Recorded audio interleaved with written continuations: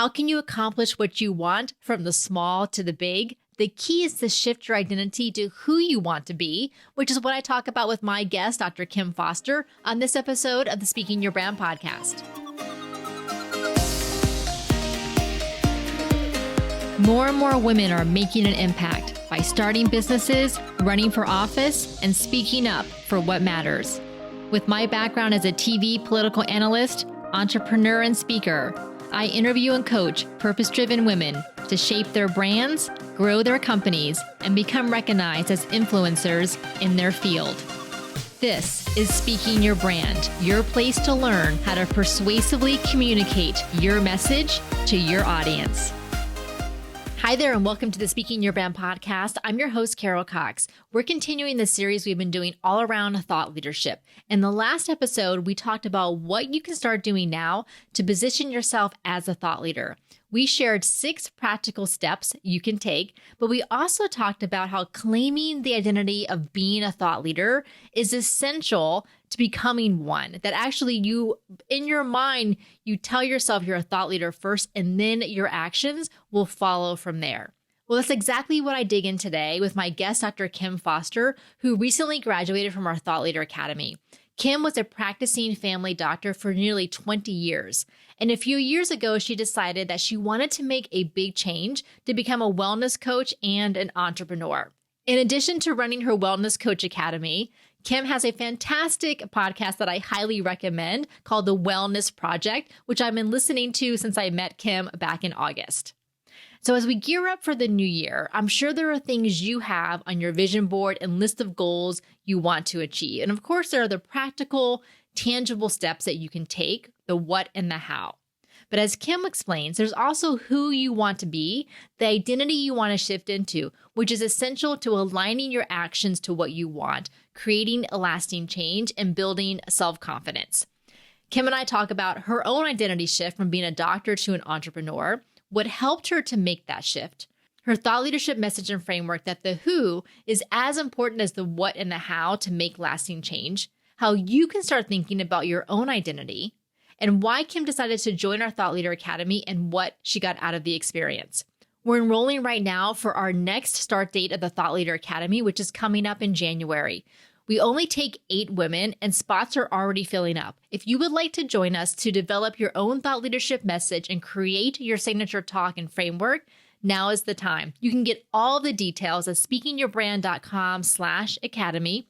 Again, that's speakingyourbrand.com/academy. Now, let's get on with the show. Kim, welcome to the podcast. Thank you so much, Carol. Thank you for having me. I'm so excited to chat to you. Well, let's talk about this shift from being a practicing physician to going in to be a wellness coach and an entrepreneur. When did that happen? And what was the inciting incident or the trigger? Was it one thing in particular that happened, or was it a combination of things that led to this shift? That's a good question. And it's a complicated answer because actually it's complicated because of what you kind of hinted at just in the intro here, is that shifting out of a conventional and traditional field is no small feat. And so it took a long time. It took a very long time for me, from like the inklings that something wasn't right for me. Was it that something was wrong with the room that I was in, or was I in the wrong room? Like that, even just sorting that piece out was complicated and took a lot of introspection and a ton of self-doubt. And, I just went through an emotional journey that took me years, actually, to be frank. So, I practiced medicine as a family doctor for 20 years in total, but the last several of those years, the last couple of those years, I knew for sure that I was on my way out. I just needed to make things logistically work for me. But the years before that was like a lot of questioning and self-discovery and trying to figure out what I actually wanted to do before I figured that out. And it was distressing because I decided when I was 17 years old that I wanted to be a doctor. And from that point on, it was a matter of because it's such a well-worn path, right? Like it's just so clear. You decide you want to go to medical school and be a doctor. And everybody knows what's required. Like you just have to work really hard at school, get into the medical school that you want to, all of those pieces. And then you're just on the conveyor belt of that. So for me to step off of the conveyor belt of that career path was challenging, to say the least. Well, and I know that in your podcast, you talk quite a bit about identity and understanding our identity if we want to change our habits or if we want to change our behaviors and align that. And so it sounds to me like, from a young age, being a teenager, you had this idea of an identity as a doctor, a physician. And then so you went and you did that. And like you said, it's very clear cut, exactly, unlike being an entrepreneur, know exactly what you have to do year by year, step by step. And then how did it feel though to change your identity from someone who was a practicing physician and all that goes into that, into being an entrepreneur? Like, I mean, clearly, like your background as an MD, as a medical doctor, is still very important and front and center to the work that you do with your clients and on the podcast. So did you ever think about doing something completely outside of the area of health, or was that pretty clear? No, I explored all different kinds of areas because there was so many different things that I felt were missing in my life. I wanted something more creative. I wanted something more outside of the box. And that just came as a big surprise to me because that's not what I had signed up for. But yeah, the identity piece though was really huge. And for a long time, and I underestimated how important the identity piece was for me personally, because for a long time, I thought it was external factors. I thought, well, I need to get something that generates enough revenue to replace my physician salary, or else we're going to have to sell our house. Like, I just thought it was all external factors. Surprisingly, when I started generating enough revenue from my side hustle, that it easily could have allowed me to leave medicine altogether, I still felt resistance. And I was like, what is going on? Why can't I just pull the plug already? And it so much had to do with my identity, because I had my identity created for me by me, mostly by me, when I was very young. And it was hard to let go of that. And I just didn't know who I was going to be without having that role being such a defining role, like the role of doctor in particular. I mean, there's lots of career paths that have this as like the career becomes your identity, but medicine, it's definitely true. The career becomes who you are. Like when you have forms that you're filling out, like you check off Mr., Mrs., Miss, Doctor, like it just becomes who you are. So that was hard to break through for sure.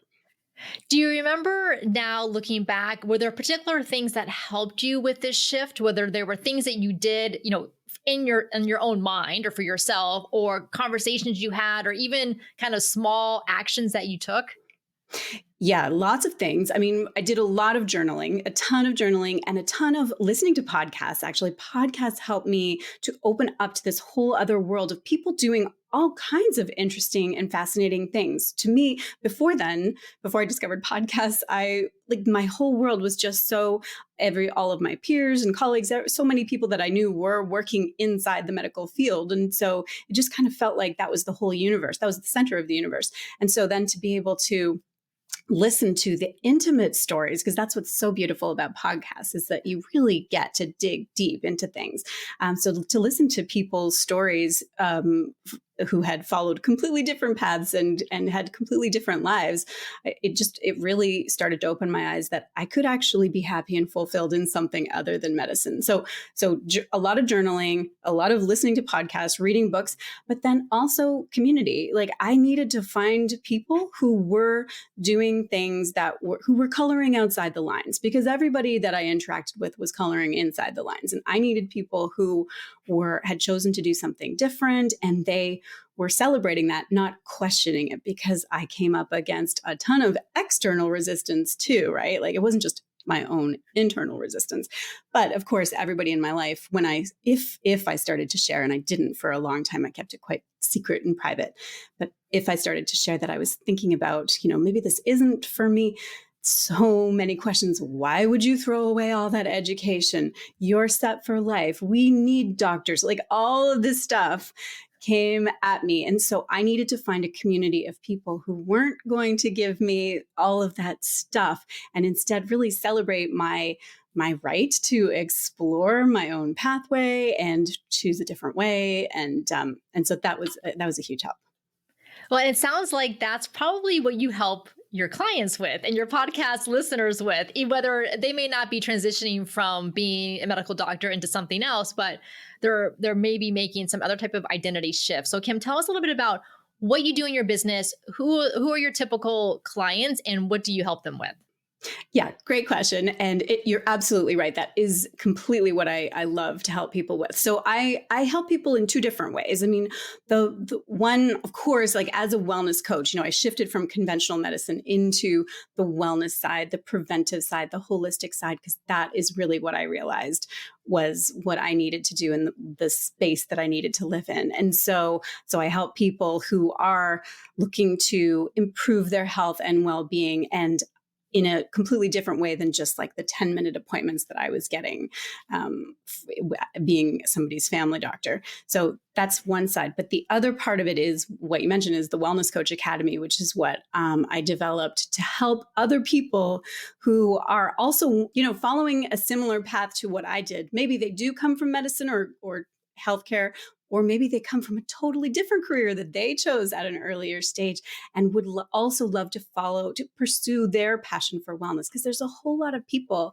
out there who have a passion for wellness. Either they discovered it through their own journey to health, self-healing, or they had a health scare and they had to change a lot of things, or, there's lots of different routes that people take to get there. But there's a lot of people who have a passion for wellness and would absolutely love for it to be their career, and don't have any idea how to actually do it without having to go back to medical school, which you do not have to do if you want to have a career in the wellness industry. I don't recommend that. I mean, we do need doctors. I do want, if people are feeling called to go into conventional medicine. And I mean, this is the thing. There are lots of people, lots of my colleagues were absolutely in the right room and they were thrilled to be there. So that's amazing. But, for me, I realized I was not in the right space. Anyway, sidebar. Yeah. But so for people though who are interested in pursuing a career as a wellness coach, then that's what the Wellness Coach Academy is for. And we provide coaching and tools and a certification program and all kinds of things to help people to follow that path. Because as we said earlier, the path to being a doctor is pretty clear, and it's a very well-worn path, and everybody kind of knows what you have to do. But the path to being an entrepreneur and creating your own business as a health and wellness coach, what does that look like? Most people are very confused and overwhelmed about how to put that together. Let me ask you now about your thought leadership message. So you enrolled in our Thought Leader Academy this past August, so just not too long ago. Why did you decide that you wanted to work in your thought leadership and your signature talk? Yeah, good question. So I feel like it's a bit of full circle. So for a long time, I was working when I was working as a doctor, I worked with people directly on their health in the capacity as a physician. And then when I moved away from that and was a coach, and then now as a mentor for other coaches, I sort of shifted away from being the direct advisor or helper to people who want to actually change their own lives for the better. And in the last couple of years, I've started to feel an inkling again. I mean, because that's the stuff that made me want to go into medicine in the first place. I wanted to help people to improve their lives and get healthier and live longer, and all of those things. And so, although I had primarily I was helping the helpers, I was helping to train and help people with their careers, which I still love to do because that's a trickle down effect that I love. But I really felt like I had things that I wanted to say and share with people more directly. And so I needed some help though, because putting it all together, because after 20 years of working in, family medicine in the front lines of primary care, and then all my years of being a coach, building a business, working with other coaches, all of that kind of stuff, it's just a lot in my head to try to distill into a clear thought leadership message. And so I knew that the best way to do that would be to get some outside help on like how to whittle this thing and refine it into a cohesive message that people can understand and can actually make a difference, not just making noise out in the wellness space, but can actually like reach people and make a difference. Can you share with us about your thought leadership message? Yes, of course. Yeah. So, I mean, we've actually kind of touched on it just in different ways in the conversation so far, but so much, I mean, my belief and what I have come to understand is that the traditional health industry and the wellness industry is focusing on the wrong thing. Focusing on things that need to be said, but there's a missing piece. And I'm sure that, many people listening to this and, just many people that I talk to has had this experience of trying to make a change and it not working or it not sticking. It's not sustainable. And it feels like there's something missing. And why can't this work? Why doesn't anything work? Like all of those kinds of things in terms of whether it's to lose weight, get healthier, feel more energetic, quit smoking, quit drinking, like whatever health or lifestyle change you're trying to make. And it's frustrating because the frustration is definitely out there. I mean, I felt it every single day when I was working as a family doctor, and I definitely felt it working as a coach and working in the wellness industry. So what's the missing piece? Like, what is the piece that the health and wellness industry is not addressing? And to me, what it comes down to is that the industry focuses on the what and the how. So like what you need to do. You need to eat this, don't eat that. Do this kind of exercise, don't bother with that kind of workout. All of those, this is what you have to do. This is how you do it. You lay your workout clothes out the night before so that they're there when you wake up in the morning, or you keep them in a duffel bag ready to go out the door. All of these how-tos and very tactical, practical suggestions, which is great. And for some people, that's all they need and they're off to the races and it's great, right? Like that does work for some people. But for most of us, it's not enough. And that's because the what and the how is completely ignoring the who. And that's what I think has always been missing or really not paid enough attention to, is like, who is this person who is previously identified as somebody who doesn't exercise, and suddenly they're going to start laying their workout clothes out the night before? Like that might work for a few days, but really we have this cognitive dissonance. If we're trying to do stuff that just does not feel in alignment with who we actually are, we're going to sabotage ourselves. We're going to end up giving up. It's not going to be sustainable. And I'm sure that this sounds familiar to a lot of people listening. And that's because we just gloss over the who. We gloss over all those inner pieces of like, who are we? Who do I believe myself to be? What do I believe is possible for me? What do I think is too hard? And all of those kinds of things, which I conceptualize as your inner blueprint. So your inner blueprint, just like a blueprint design tells you what kind of structure you're going to be building, your inner blueprint tells you how it dictates how you're going to be living your life, what choices you're going to be making on a day-to-day basis. And until you really address and acknowledge the importance of your inner blueprint and address what needs to shift with your own inner blueprint, you can try to do all the tactics that the people are telling you to do, but it's not going to work in a sustainable way and create true lasting change for yourself.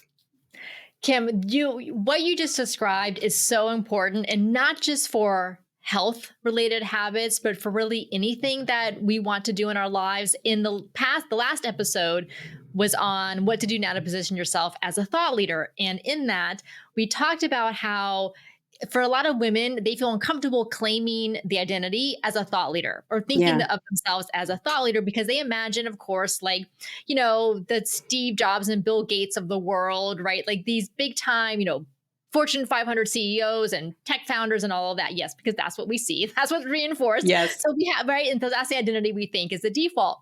But then in the conversation that I was having with Diane on that episode, all of a sudden I had this little light bulb moment. I actually think it came from listening to your podcast as well, because I thought to myself, like, I want to write a book. I've been wanting to do this for a while, but I keep telling myself, I'm a marketing writer. I'm a short form writer. I like to write short emails. I like to write podcast episodes. I'm not the type of person, like, I don't like to sit down and write a whole book.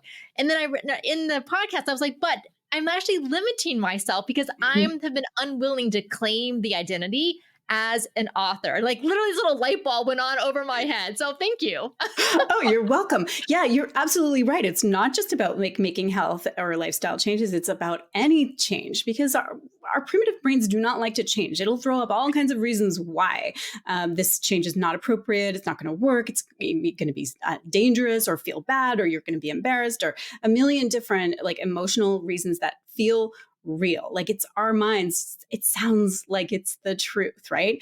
And you'll believe it to be the truth until you question it. And so that's the key, right? Like and you had that light bulb moment. And the moment that you question it, right? Like you're thinking, wait, why am I telling myself that you are a short form writer?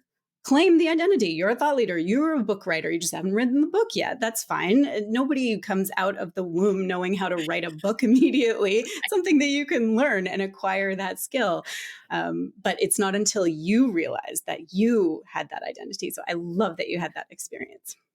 Well, Kim, then, we talked in the beginning about this idea of medicine is, rather traditional, conventional industry, and for good reason. Like they literally have people's lives in their hands. So yes, we understand that.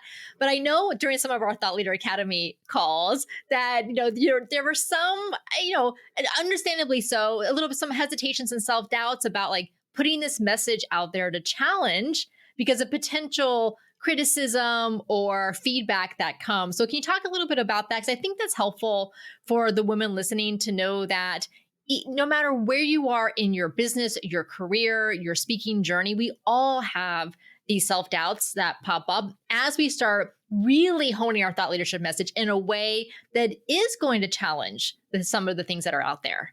Yeah. Oh, yes. Well, it is hard to go against like the white tower of acceptable knowledge. And and for me, for sure, like I mentioned on some of those calls, is like that is if I'm really looking inside, and you need to look inside if you're trying to make a change, right? So I'm like, okay, what is stopping me? Like, how am I getting in my own way here? And one of the fears that does pop up for me is like, what are my peers who are in like fully ingrained inside the medical industry, what are they going to say about this? And those little fears, those old fears that were implanted there from long ago and from years of the indoctrination in like when I was an intern and a resident, and there's such a hierarchy in the hospitals, and just made to feel wrong a lot of the time because I didn't know what I was doing, but also there's just this power thing happening. And so, and having to unpack that it's not comfortable to have to address that, like to have to think, okay, well, yes, actually probably some people who are really dyed in the wool, conventional medicine is everything. They are not going to like what you're saying, and they are going to perhaps publicly not like, well, definitely publicly like not what I'm not saying, right? Like it's not an if, it's just a when. It's just a matter of time before I'm going to receive that kind of criticism. And so having to really face that truth and say, well, is that enough to stop me from what I actually want to share?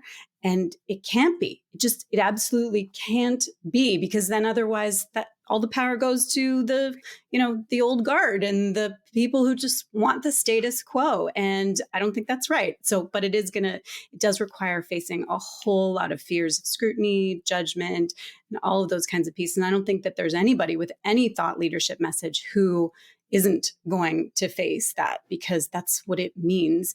That's what I have come to understand that it means to be a thought leader, is that you are challenging the status quo. And so you can't just challenge the status quo and have everybody be like, where have you been all this time?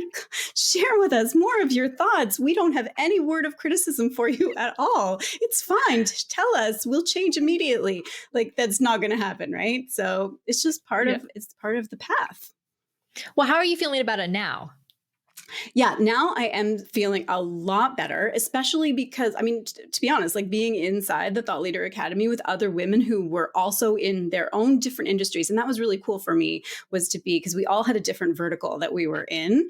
And that was neat to see that, and to see these other women who were also like pushing the envelope in their own fields and having to face like the, criticisms or, whatever was coming at them. And, we're all doing it. And it's the same thing as what I said before, like that finding that community is very helpful. And so even though I know for sure that when I do start to get more criticism coming up, I am going to have that little like scared thought come up, be like, oh my God, maybe I should just stay quiet for a bit. It's definitely going to come up. And that's the thing about fears. Fears will come up for sure. But it's a matter of how you handle it from there. I don't know. Have you read the book Big Magic by Elizabeth Gilbert? Oh, I have read it several times and listened to the audiobook because she Yes. narrates it. Same. So good. So Same. good. I've written, books that I love. I listen to it and I also read it in paperback, or physical form. Yeah, I love Elizabeth Gilbert. I'm a huge fan. But I love what she says about fear. Is like, it's not a matter of not feeling the fear. It's saying, thank you, fear, for trying to keep me safe. But I've got this. Like, I can handle this. I know what I'm doing, and it's not going to be the end of me. This is not going to kill me, even though my primitive brain is telling me that I'm not. So you thank the fear, you allow it to have its moment of giving you that fear, and then you just do the thing anyway, right? And so I know that I have that tool, and that's what I'll be able to draw on. It's going to be just fine. It will be just fine. And I think also a lot of times we feel like a whole bunch of criticism is going to come our way, and most likely it's not. Yeah. It doesn't happen unless you're a huge, well-known name with a huge social media platform who's going to attract a lot of people who don't really know you or like you, right? But for Right. most of us, that's not the case. So I feel, number one, because yes, we have to understand that there is a possibility, but I don't go looking for it either. I'm talking to the listeners, right? Yeah. Probably into ourselves. Like, is that it doesn't mean it's going to happen. But then the second thing is that I have found that facing our fears or putting our messages out there or our ideas out there and then getting through it is that it actually helps us to develop that resiliency within ourselves and kind of what I call like a different type of confidence. Like the confidence feels much more deep rooted versus superficial. Yeah, because you've experienced it, like you've actually lived it rather than just having it be kind of an abstract notion in your head. But yeah, I mean, you're absolutely right. So many of the things that we imagine are going to go wrong really never materialize. It's all right. So we imagine things being much, much worse than they are. But yeah, and so that's just the fear of the fear kind of stopping us, which we can't let that happen either.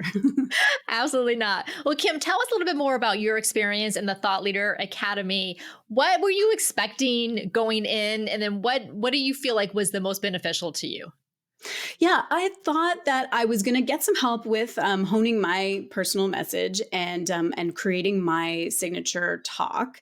And I did get that, definitely. What I didn't really expect was the degree of community, the degree of support, and the degree of sharing. Like it was amazingly so much more like interactive and hands-on than I kind of expected it to be, which was really amazing. And just I really feel like I accomplished a whole lot more in that time than I expected to. I thought I would get some good ideas and some, maybe be one step further towards refining my thought leadership message. And, but yeah, I mean, in a very short period of time, came out of things with so much more clarity and a much more developed message and signature talk. So that was amazing. Well, what's next for you? Ooh, what's next? Well, we talked about book. I don't know. Did you hear me talking about that on my podcast? How I'm writing a book. So because I'm doing kind of the things all at once, like wrapped around this thought leadership message is my signature talk, which I worked out with you guys, which is being fleshed out even more into my book, which I had started writing a long time ago, but now have kind of kicked that into high gear now that I have ultra clarity on what my core message is all about. And putting together a program around that whole thing too, to really give people an option for, those who want to go even deeper and more personal in that particular journey. So those are the things that are on the horizon. Oh, fantastic. I love it. Well, keep me posted on the book. We'll definitely make sure to share it within Speaking Your Brand. And Kim, as I mentioned a little bit ago, we'll make sure to include links to Kim's website, her podcast, and her Instagram and LinkedIn so that you can connect with her there. Kim, thank you so much for being in the Thought Leader Academy and for being a guest on the podcast today. You're welcome, Carolyn. It's my absolute pleasure. And for those of you listening, if you would like to join us in the Thought Leader Academy, enrollment is open right now for our next start date in January. So as you heard from Kim, not only do you get clarity on your thought leadership message and you create your signature talk, but you get that community, and then you can go use it to write a book, create a course, create a program, whatever else you want to do with it in your business and in the work that you do. You can get all the details at speakingyourbrand.com/academy. Again, that's speakingyourbrand.com/academy. Until next time, thanks for listening.